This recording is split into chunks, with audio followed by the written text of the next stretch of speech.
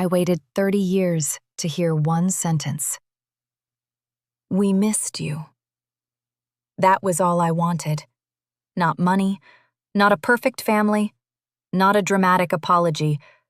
Just one small sentence from the two people who brought me into this world. But when I finally found my birth parents in a small cafe in Portland, Oregon, they did not stand up to hug me. They did not cry with joy. They did not say my name, like they had been waiting for me too. Instead, my birth father looked at me like I was a mistake that had walked back into his life. And my birth mother looked at me like she wanted to speak, but fear had locked her mouth shut.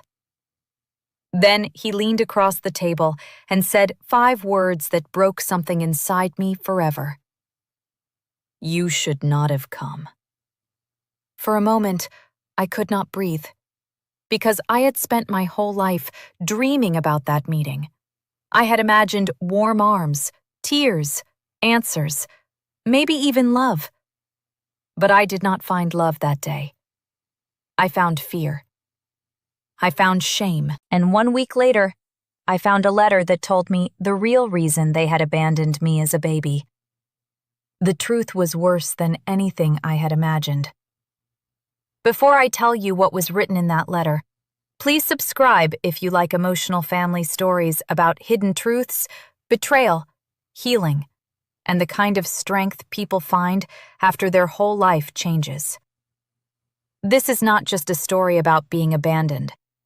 It is about learning that sometimes the family you search for is not the family that saves you.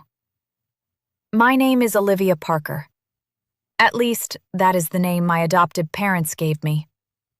I grew up in a quiet town outside Portland, Oregon. It was the kind of place where everyone knew everyone. People waved from porches, kids rode bikes until sunset. Families sat together at church, school events, and summer fairs. From the outside, my life looked normal. I had a warm house, a safe bed, food on the table, 2 parents who loved me deeply. Their names were Thomas Parker and Linda Parker. They were not rich, they were not perfect, but they were kind. They showed up for me. They packed my lunch. They came to every school play. They clapped too loudly when I won awards. They taught me how to ride a bike, how to pray before dinner, and how to say sorry when I hurt someone. I loved them. I still do. But even as a little girl, I knew there was a quiet, empty place inside me. It was like a room in my heart with the lights turned off.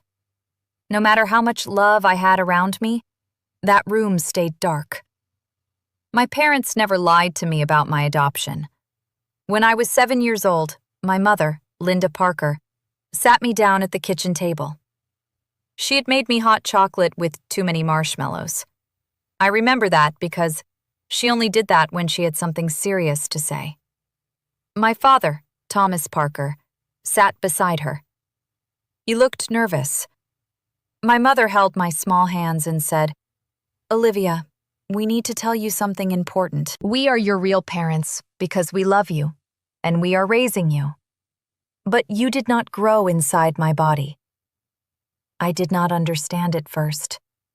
I looked down at my hot chocolate. Then I looked back at her. She explained it in soft words. She told me I had been left at a hospital in Portland when I was only 2 days old. She told me the nurses found me wrapped in a faded yellow blanket. There was no note, no name, no family waiting, just a tiny baby girl with a hospital bracelet and no answers. My adoptive parents had been trying to have a child for years. When they got the call, they came right away. My mother said the first time she held me, I wrapped my fingers around hers. She said she knew in that moment that I was her daughter. I remember asking, why did my other mommy leave me? My mother's eyes filled with tears. She pulled me into her arms. I don't know, sweetheart, she whispered. But whatever happened, it was not your fault. That sentence helped me survive many nights, but it did not stop the questions. As I got older, the questions grew with me. They followed me everywhere. At school, when we made family trees, I hated that assignment more than anything. Other kids wrote names like Grandma Mary, Grandpa Bill, Aunt Susan, Cousin Jake. They drew big trees with many branches. Mine looked small, broken, empty. I had Thomas Parker and Linda Parker. I had my adoptive grandparents, but the first part of my story was missing. Where other children had roots, I had a blank space. I would stare at that blank space and feel ashamed, even though I had done nothing wrong. Sometimes I would lie and say I forgot the paper at home. Sometimes I would rush through it before anyone could see. Sometimes I would ask to go to the bathroom and cry quietly in a stall. I never told my parents how much it hurt. They already loved me so much. I did not want them to think their love was not enough, because it was enough in many ways. But it could not answer everything. At night, I would sit by my bedroom window and make up stories about my birth parents. When I was 8, I imagined they were famous singers who traveled the world. When I was 10, I imagined they were poor and had no choice. When I was 12, I imagined my birth mother cried every year on my birthday. By 15, I stopped making them heroes. I just wanted them to be real. I wanted to know if I had my mother's eyes. I wanted to know if my laugh sounded like my father's. I wanted to know if they ever thought about me when it rained. I wanted to know if they had searched for me too. But the older I got, the more afraid I became. Because there was another question hiding under all the others. What if they never wanted me? That fear stayed with me like a shadow. I became a good student. Not just good, perfect. I thought if I became impressive enough, maybe the pain would shrink. I got straight A's. I joined clubs. I volunteered. I won awards. Teachers said, "Olivia Parker is going places." People said my parents must be proud. They were. But no award could answer the question that lived inside me. Why was I left? When I graduated from high school, my mother cried so hard her mascara ran down her face. My father hugged me and said, "You are the best thing that ever happened to us." I believed him.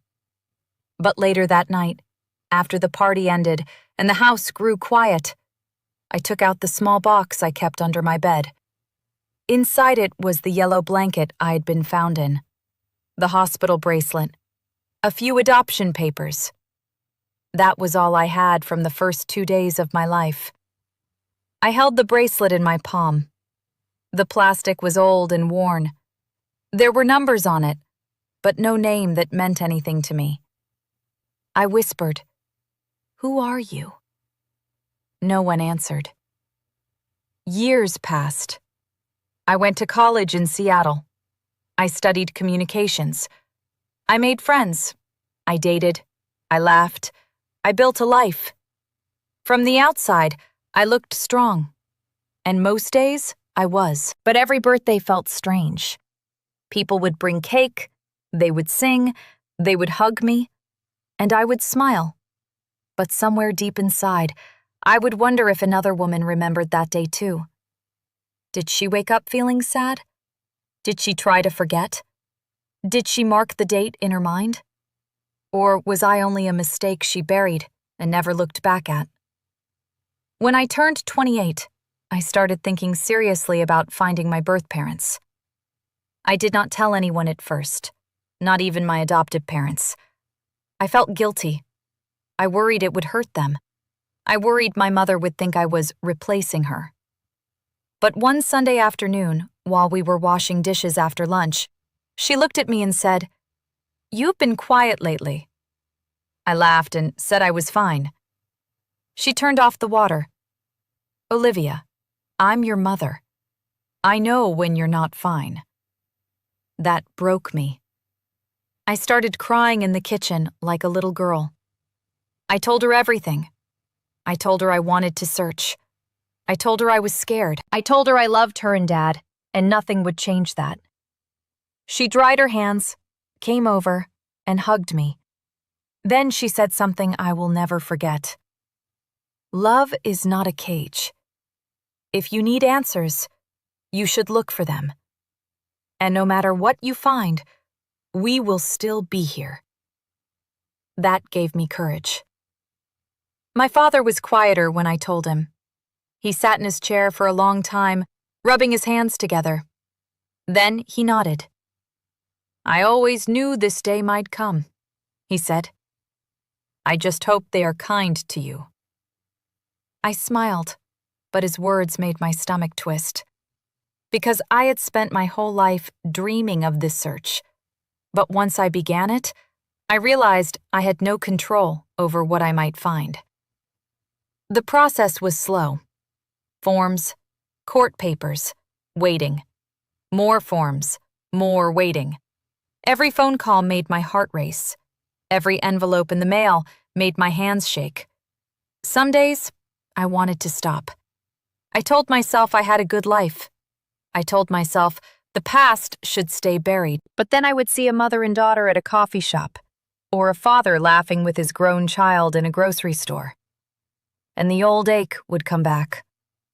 So I kept going. On my 30th birthday, I received the court order that changed everything. I was in my apartment in Seattle when the envelope arrived. My hands shook so badly I could barely open it. Inside were the names I'd waited my whole life to see. My birth mother was named Margaret Hayes. My birth father, according to the records, was named Robert Hayes. They lived in Portland, only 3 hours away from me. 3 hours. For 30 years, I'd wondered if they were across the world, and they had been in the same state. That fact made me feel dizzy. I sat on the floor and stared at the paper. Margaret Hayes, Robert Hayes. The names looked so normal, so ordinary. But to me, they were heavy. They were doors. They were wounds. They were answers. For weeks, I did nothing. I looked them up online. I found a house in a quiet neighborhood. I found old photos. Margaret Hayes had gray hair and soft eyes. Robert Hayes had a serious face and silver hair. I found photos of other people, too. A man named Andrew Hayes. A woman named Rebecca Hayes. A younger woman named Claire Hayes. Their children, their family vacations, their Christmas photos, their Thanksgiving dinners. I stared at those pictures until my eyes burned. They had a family. A whole family. I did not know yet who those people were, but something inside me already knew. They were my siblings. Or at least, they were the children who got to stay. I could have been angry right then, but I was too shocked. I told myself not to judge too quickly. Maybe there was a reason. Maybe they had looked for me. Maybe they had suffered too. Maybe they had been forced to give me up and spent 30 years regretting it. Hope is strange. Even when facts are staring at you, hope can still whisper, maybe it will be different. After a month, I sent Margaret Hayes a letter. I kept it simple. I wrote, "My name is Olivia Parker. I was born in Portland 30 years ago and adopted after being left at the hospital. Recent records show that you may be my birth mother. I am not contacting you to cause harm. I only want answers. If you are willing to speak with me, I would be grateful." I included my phone number. Then, I mailed it before I could change my mind. For 9 days, I heard nothing. Those 9 days felt longer than 30 years. I checked my phone every few minutes. I barely slept. I jumped every time it rang. On the 10th day, my phone buzzed while I was at work. Unknown number. My heart stopped. I stepped into the hallway and answered. Hello? There was silence. Then, a woman's voice said, Is this Olivia Parker? My throat tightened. Yes? Another pause. This is Margaret Hayes. I pressed my hand against the wall to stay steady. For the first time in my life, I was hearing my birth mother's voice. It was soft, older, shaking. I wanted to say 100 things, but all I could manage was, Hi. She breathed out like she'd been holding her breath for years. I got your letter, she said. I didn't know if you would answer, I replied. I almost didn't. Those words hurt, but I stayed quiet. Then she said, Robert knows. We think it would be better to meet in person. Robert knows. We, not I. Something about that made me uneasy, but I was too emotional to care. We agreed to meet the next Saturday at a cafe in Portland. A public place. Neutral. Safe. After the call ended, I stood in the hallway and cried. Not loud crying. Quiet crying. The kind that comes from a place too deep for sound. My coworker, Nora Bennett, found me there. Nora was my closest friend. She knew about the search. She put her arms around me and said, You found her. I nodded. I found her. That week was torture. I changed my outfit 10 times. I wrote down questions, then I crossed them out. I practiced what to say in the mirror. Hi, I'm Olivia. No, too cold. I've waited so long to meet you. Too desperate. I don't want to hurt anyone. I just want to understand. Better. At night, I imagined the meeting. I imagined Margaret Hayes crying. I imagined Robert Hayes apologizing. I imagined them telling me they were young and scared. I imagined them saying they thought about me every day. I imagined them asking if they could know me now. I imagined walking out of that cafe with a new family. I should have protected my heart better. But when you have been waiting your whole life for answers, you do not walk into the room with armor. You walk in carrying all your hope in both hands. That Saturday morning, I drove from Seattle to Portland. The sky was gray. Rain tapped lightly against my windshield. My hands were tight on the steering wheel. Every mile made my chest feel heavier. I parked 2 blocks away from the cafe because my legs were shaking too much to walk far. I checked myself in the mirror. Brown hair, green eyes, soft face. 30 years old. Still feeling like the baby left behind. I whispered, You can do this. Then I walked in. The cafe was warm and busy. People were talking. A baby laughed near the window. A barista called out drink orders. The smell of coffee filled the air. For a few seconds, I stood near the door and scanned the room.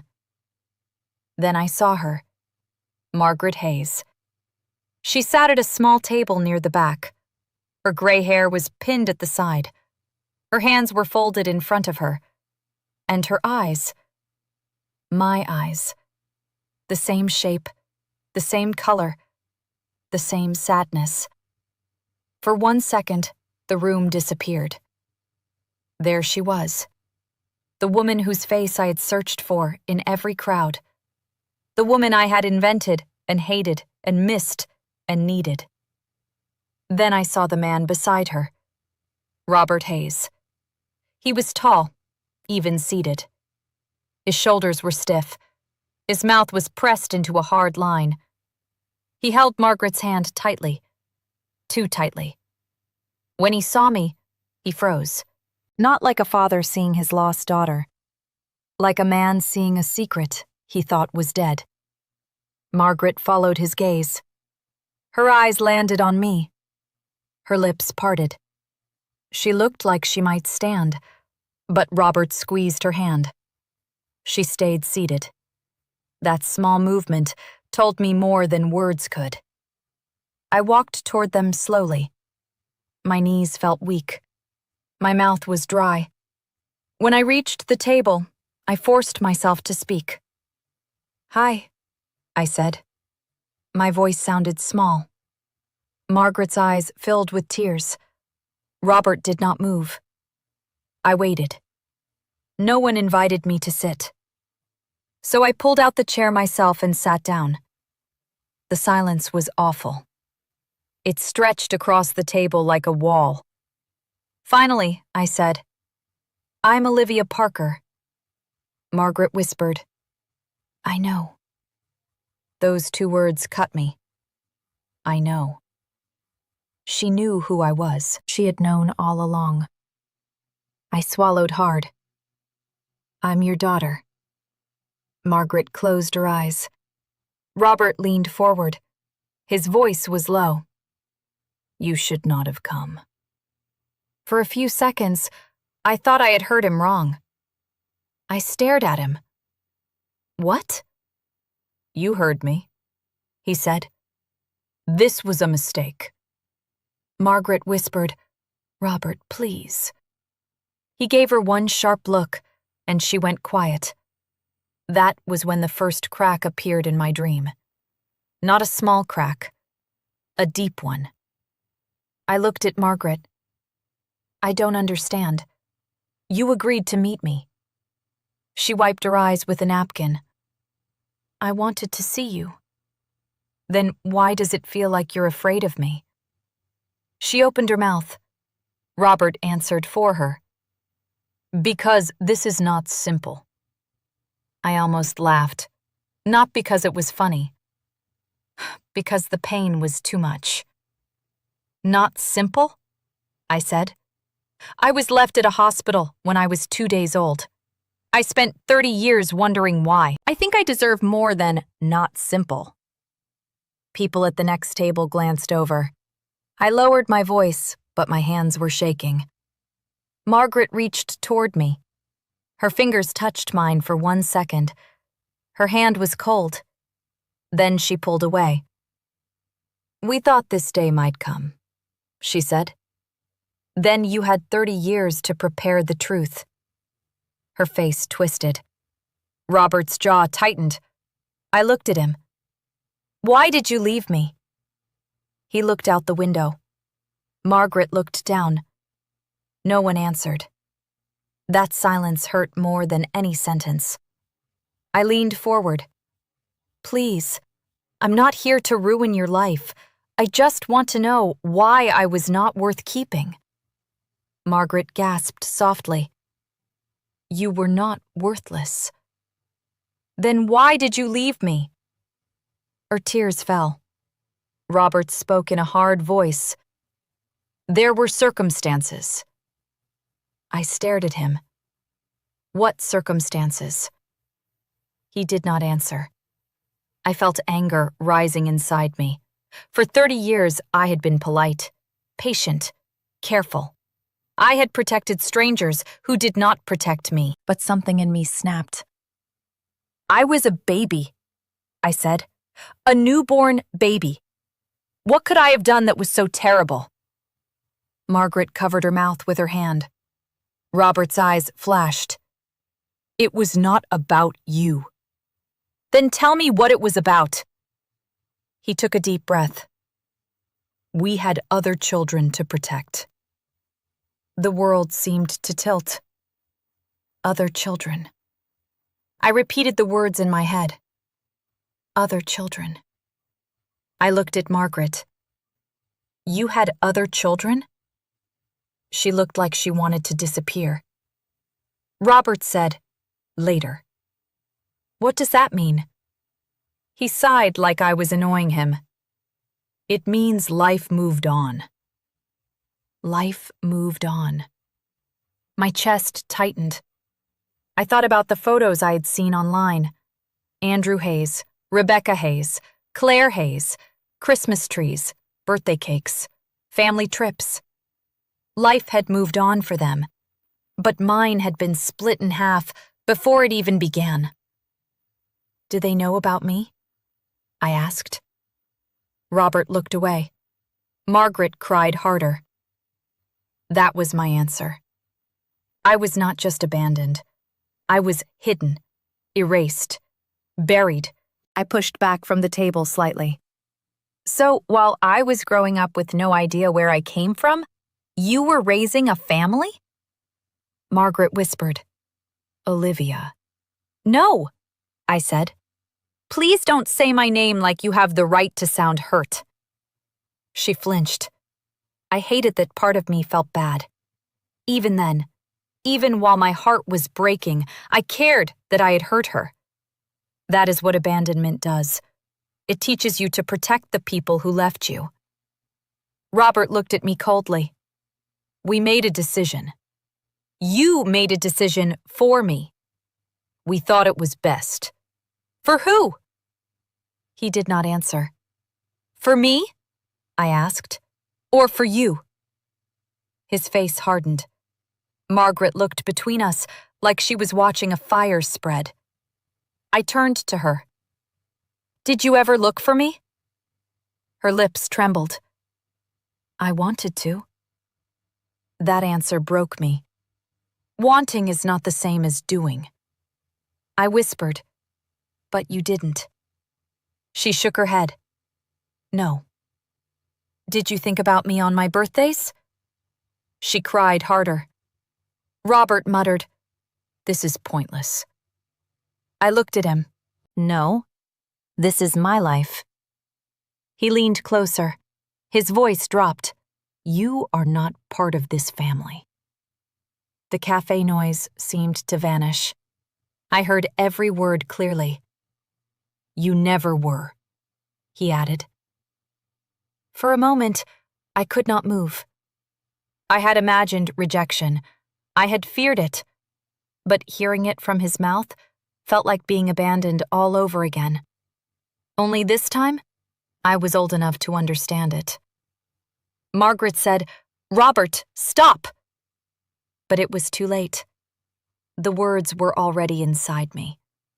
I stood up so fast, the chair scraped the floor. Several people turned. My face burned. Tears filled my eyes, but I refused to let them fall in front of him. I looked at Margaret one last time. She looked broken, but still silent.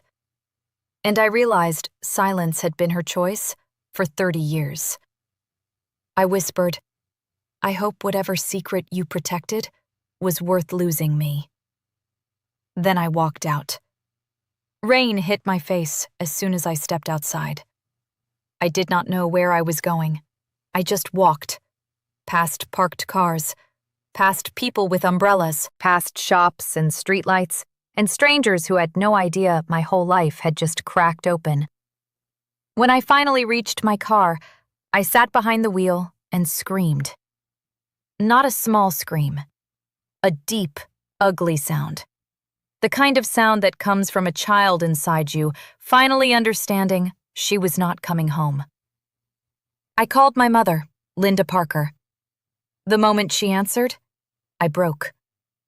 "Mom," I sobbed. She did not ask questions.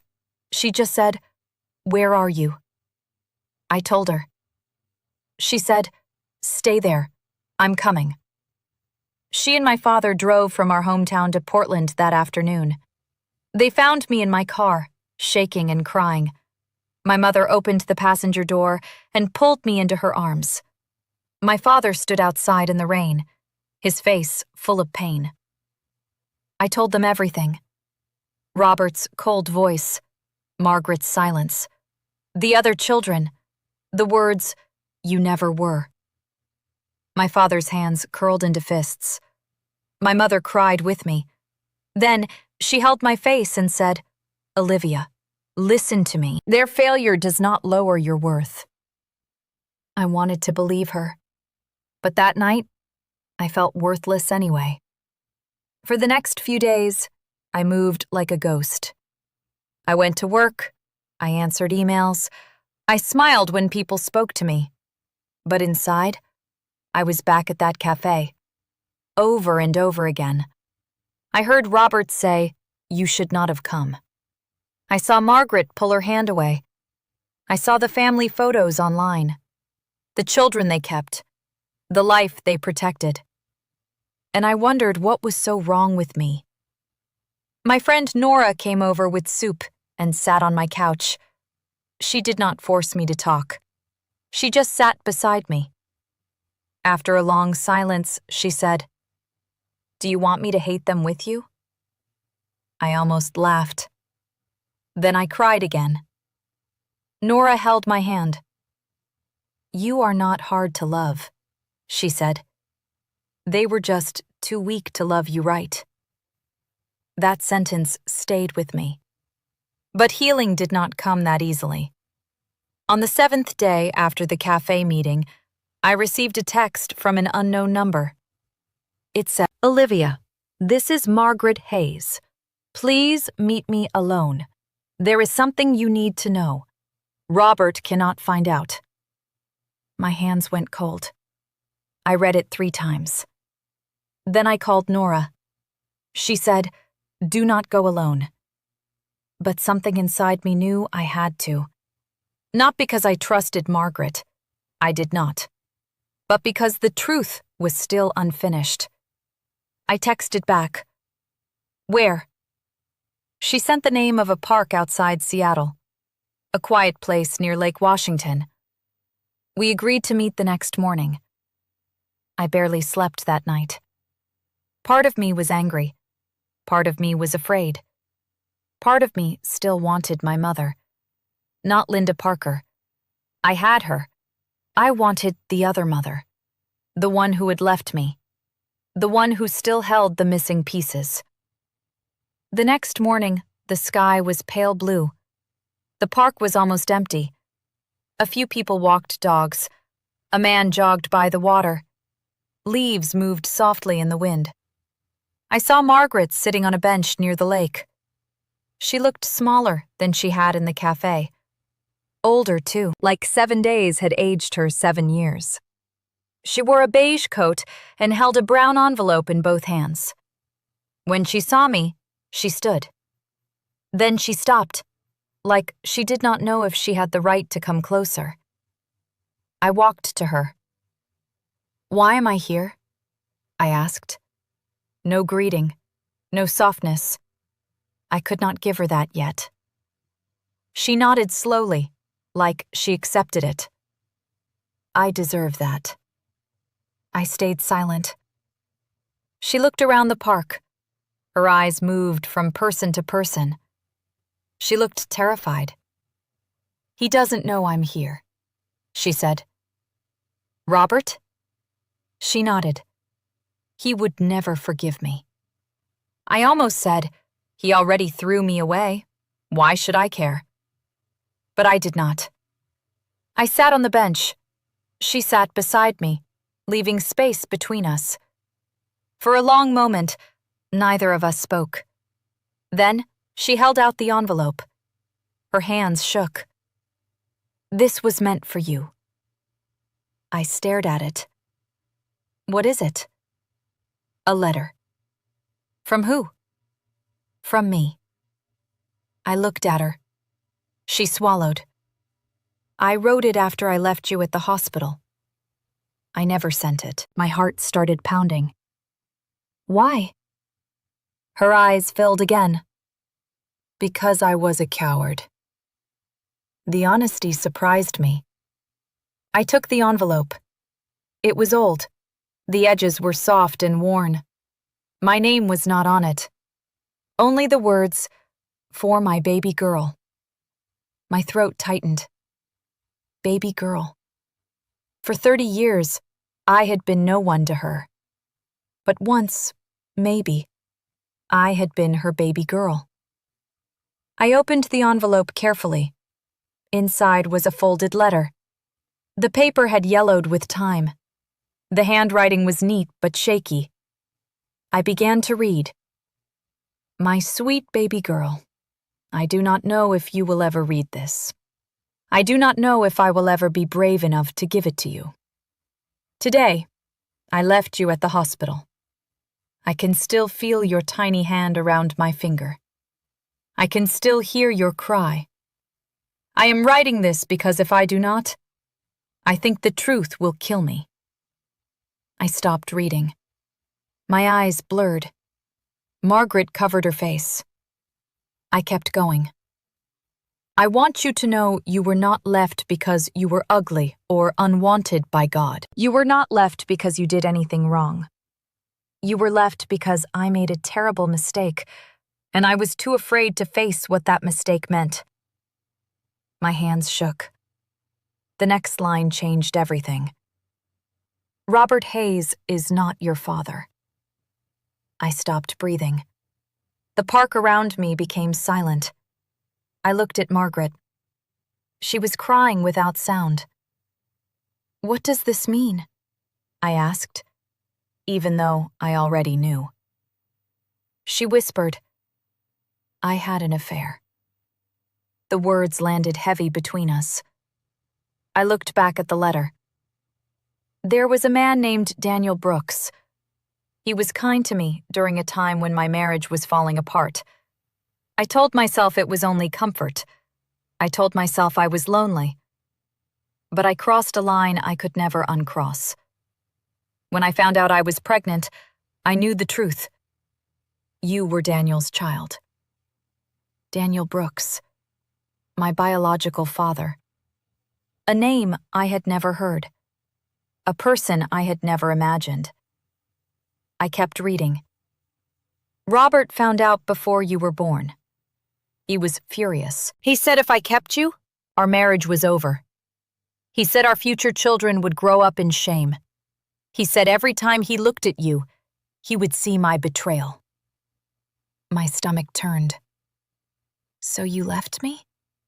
I whispered. Margaret nodded, crying. I was young. I was scared. I had no money of my own. My parents would have disowned me. Robert said the only way to save the marriage was to give you away quietly. I stared at her. You chose your marriage over me. She closed her eyes. Yes. No excuse. No soft words. Just yes. That yes hurt more than all her tears. I looked at the lake. The water moved gently, like the world had no idea my whole life had just changed again. I forced myself to finish the letter. I am sorry. Sorry is too small, but it is all I have. If you grow up and wonder why, please know this. You were not the shame. I was. You were innocent. You were beautiful. You were my daughter. And I failed you. My tears fell onto the paper. I hated her. I loved her. I needed her. I wanted to run from her, all at once. I folded the letter slowly. Then I looked at Margaret. Did Daniel Brooks know about me? She shook her head. No. My voice cracked. You kept me from him too? She nodded. I told no one. I stood up because sitting beside her felt impossible. So let me understand, I said. You had an affair. You got pregnant. Robert was angry, and instead of telling the truth, you both decided to throw me away. She flinched at the words, but I did not take them back, because that was what happened. I left you somewhere safe, she said weakly. You left me without a name. Her face crumpled. I know. You left me with no history. I know. You let me spend 30 years thinking maybe I was unwanted because something was wrong with me. She sobbed. I know. I held up the letter. This does not erase what you did. I know. Then why give it to me now? She wiped her face. Because when I saw you in that cafe, I saw what my silence had done. Robert wanted you gone again. He wanted the secret buried again. And for the first time, I realized I had already chosen him once. I could not choose him again. I stared at her. A part of me wanted to soften, but another part was too tired. You still chose him for 30 years. She looked down. Yes. The truth sat between us. Plain, ugly, heavy. For a long time, I said nothing. Then I asked, "Who are Andrew, Rebecca, and Claire?" Her face changed. "They are my children with Robert." My chest tightened. My siblings. Half-siblings, she whispered. I almost laughed bitterly. Half, hidden, forgotten. There are so many ways to make me smaller. She shook her head. No, Olivia, I never forgot you. But you let them never know me. She had no answer. That was the pattern of her life. No answer. Only fear. I sat back down, not because I was calm, but because my legs felt weak. Tell me about Daniel Brooks. She looked surprised. He was from Tacoma. He worked as a music teacher then. He had brown hair, kind eyes. He was gentle. He made people feel safe. My chest ached. Did you love him? She thought for a long time. I think I loved how he made me feel. But I did not love him enough to be brave. That answer sounded honest and terrible. Where is he now? I don't know. Did you ever try to find out? No. Of course she had not. Margaret Hayes had spent her life not looking, not speaking, not choosing. I looked at the envelope again. For 30 years, I had wanted one truth. Now, I had too many.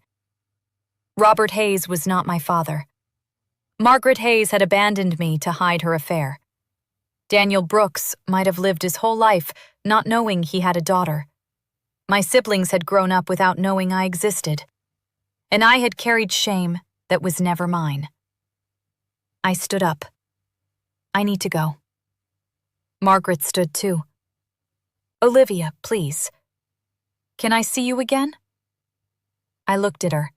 She looked broken. But I was broken too, and I had spent my whole life trying to understand her pain.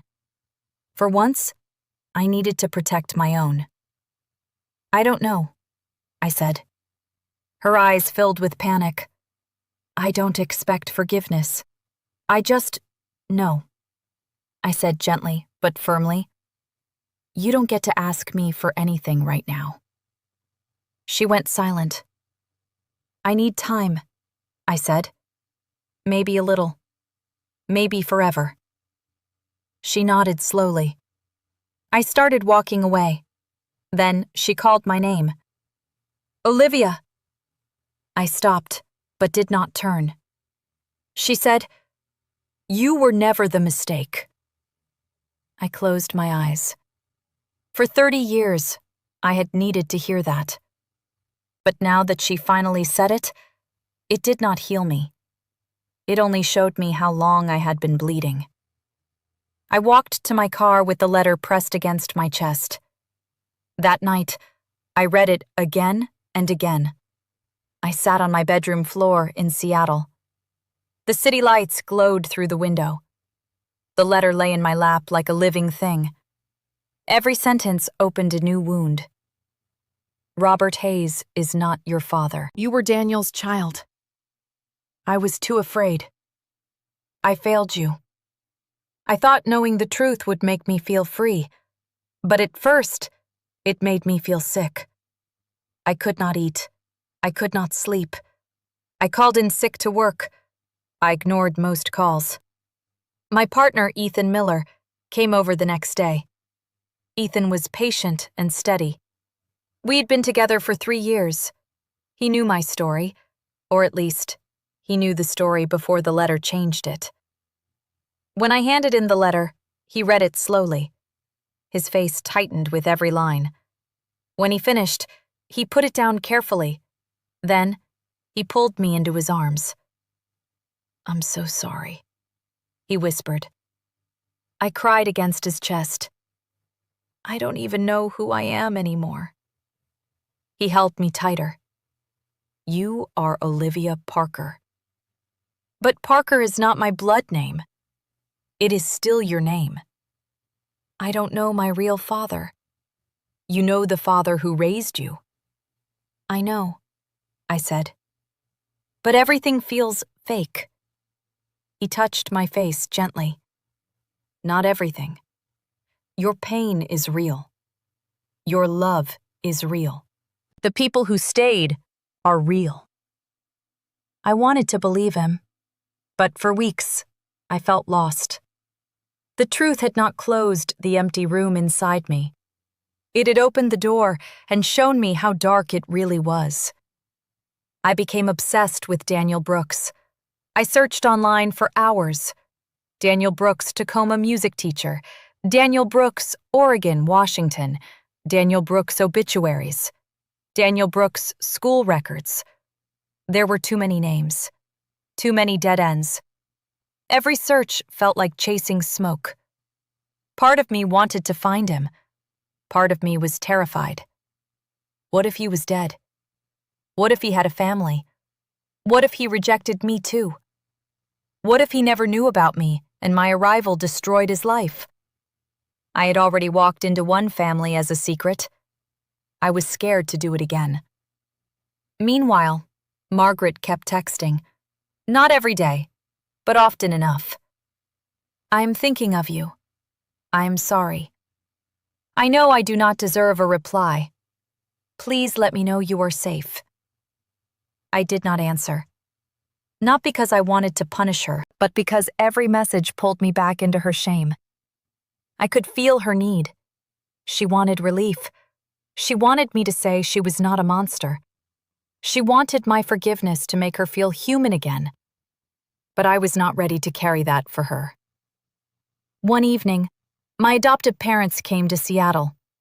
We sat around my kitchen table, the same table where I had filled out adoption forms months earlier.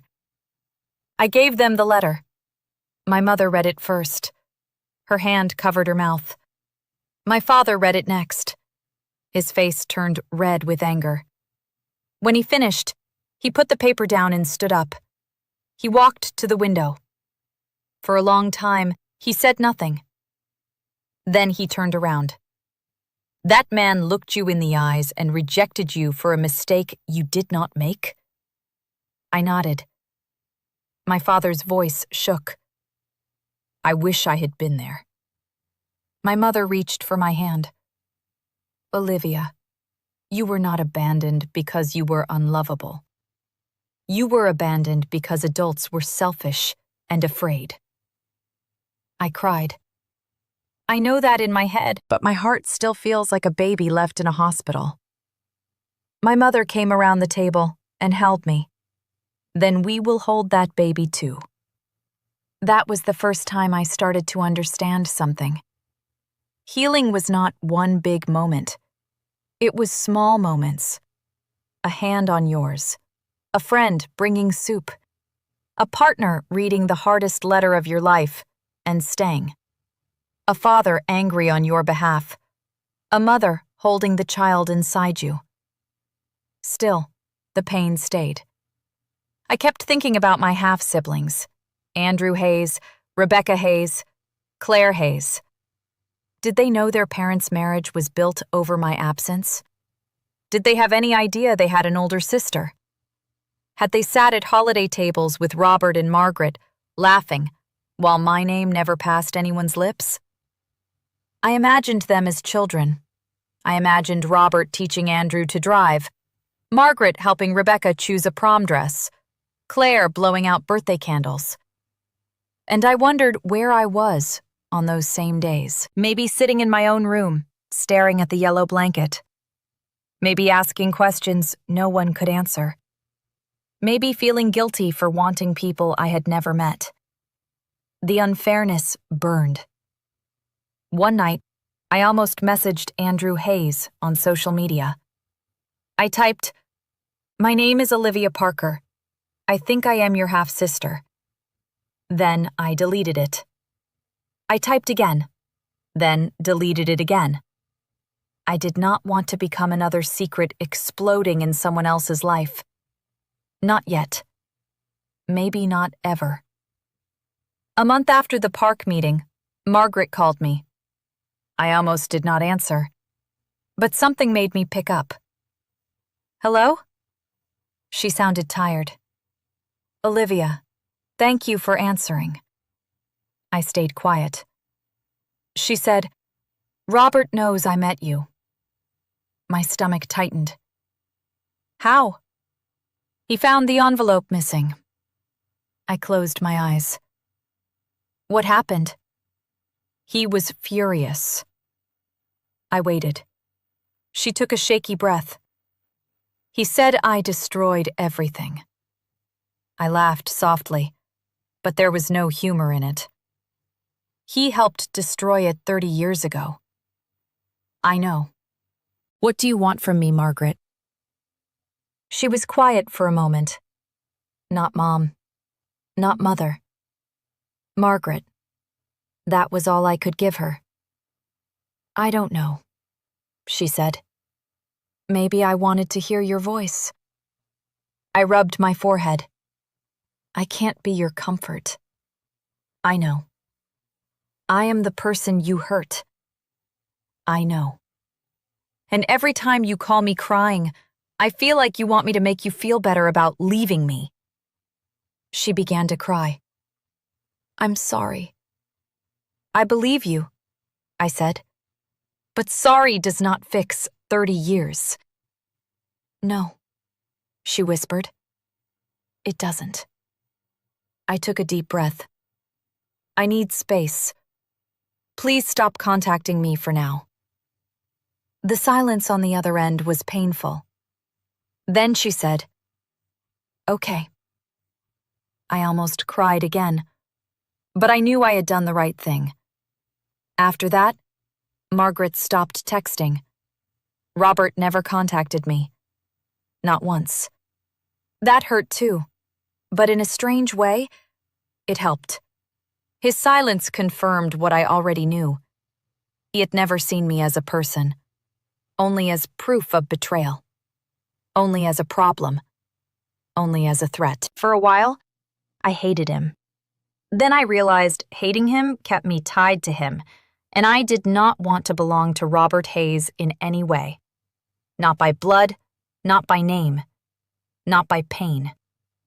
So, I began doing the hardest thing I had ever done. I began letting go of the family I had imagined, not the real people, the dream.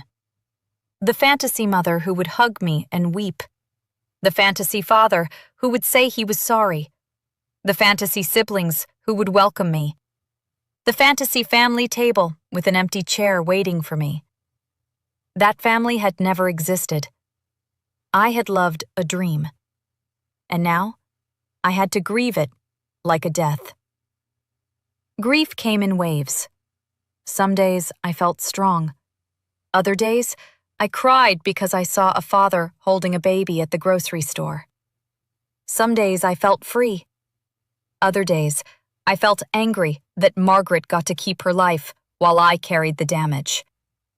My therapist, Dr. Karen Lewis, helped me name what I was feeling. She said, "You are grieving both what happened and what never happened." That made sense. I was grieving the mother I did not have, the father I never had, the siblings I never knew, the baby I had been, the little girl filling out blank family trees, the teenager pretending she did not care, the woman who walked into that cafe, full of hope. All of them deserved to be mourned. So I mourned them But slowly, I also began to see what I still had. Thomas Parker, Linda Parker, Ethan Miller, Nora Bennett. A life I had built with my own hands. People who did not share my blood, but shared my burdens. People who did not hide me. People who said my name with love. One Sunday, I drove to my parents' house. My mother was making soup. My father was fixing something in the garage. The house smelled like garlic and bread. Nothing dramatic happened. No big speech. No tearful music. Just home. My mother turned when I entered. "Hi, sweetheart." And something inside me softened. Sweetheart. Not secret. Not shame. Not mistake. Sweetheart. I walked over and hugged her. She held me tightly. I whispered, "Thank you for choosing me." She pulled back and looked at me with tears in her eyes. "Olivia, choosing you was the easiest thing we ever did." That was when I finally understood. Blood can begin a story, but it does not always build a family. Love does. Daily love. Boring love. The kind that picks you up from school. The kind that sits beside you in hospitals. The kind that remembers your favorite soup. The kind that tells you the truth, even when it hurts. The kind that stays. A year passed. I did not see Margaret. I did not contact Andrew, Rebecca, or Claire. I still searched for Daniel Brooks sometimes, but not with the same desperate need. I realized I did not need another person to tell me who I was before I could live. Maybe one day I would search for him fully. Maybe one day I would be ready. But not because I needed someone to complete me. Only because I deserved information about my own life. There is a difference. Then, one afternoon, Nora called me. Her voice sounded careful. "Olivia, are you sitting down?" My chest tightened. "Why?"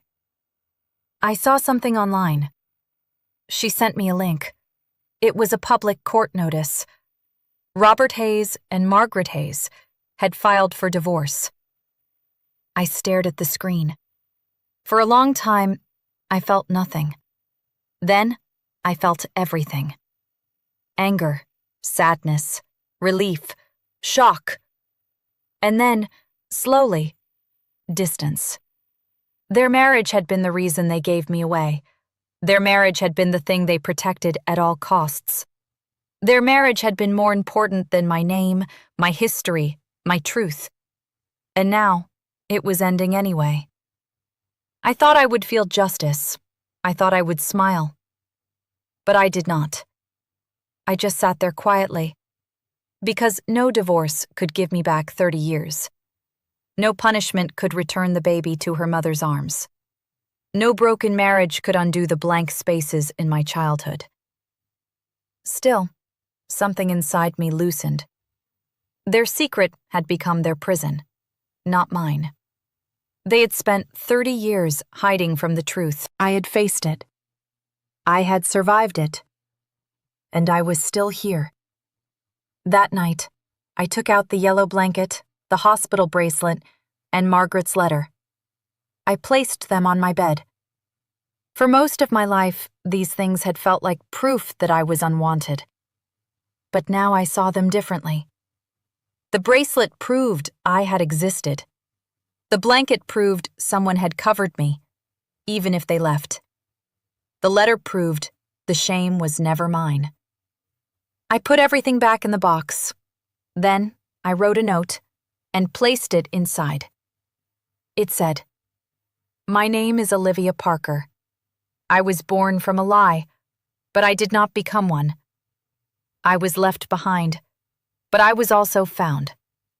I was rejected by some, but deeply loved by others. I am not a secret. I am not shame. I am not a mistake." For the first time, that felt true. I still have questions. I may always have questions. I do not know if I will ever meet Daniel Brooks. I do not know if my half-siblings will ever learn about me. I do not know if Margaret Hayes will ever find peace. I do not know if Robert Hayes ever thinks about the baby he rejected. But I know this. I am not waiting anymore. I am not waiting for Robert to say I belong. I am not waiting for Margaret to become brave. I am not waiting for strangers to hand me an identity. I am building my own. Every day, with every choice, with every person I love, with every truth I refuse to hide from. For 30 years, I thought finding my birth parents would make me whole. But I was wrong. Finding them broke the dream. The truth hurt me deeply, but it also freed me from a lie I had carried since childhood. I had believed I was left because I was not enough. Now I know I was left because 2 adults were too afraid to face what they had done. That is not my shame. It never was. And if you are listening to this with your own unanswered questions, I want you to hear me clearly. The truth may hurt. It may not come with the apology you wanted. It may not give you the family you dreamed of, but it can still set you free. Because sometimes the answer is not the door opening. Sometimes the answer is realizing you no longer have to stand outside that door, begging to be let in. Sometimes the family you searched for only teaches you how much love you already had. Sometimes the people who share your blood are not the people who save your heart. And sometimes the most powerful thing you can say is, I wanted answers. I found pain. But I will not let that pain define me. My name is Olivia Parker. I was abandoned as a baby. I was rejected as a woman. I was hidden as a secret. But I am still here. And I am finally free. If this story touched your heart, please subscribe for more emotional family stories about betrayal, hidden truth, healing, and the quiet strength it takes to move forward. Sometimes the truth does not give us the family we wanted, but it can help us finally become the person we were always meant to be.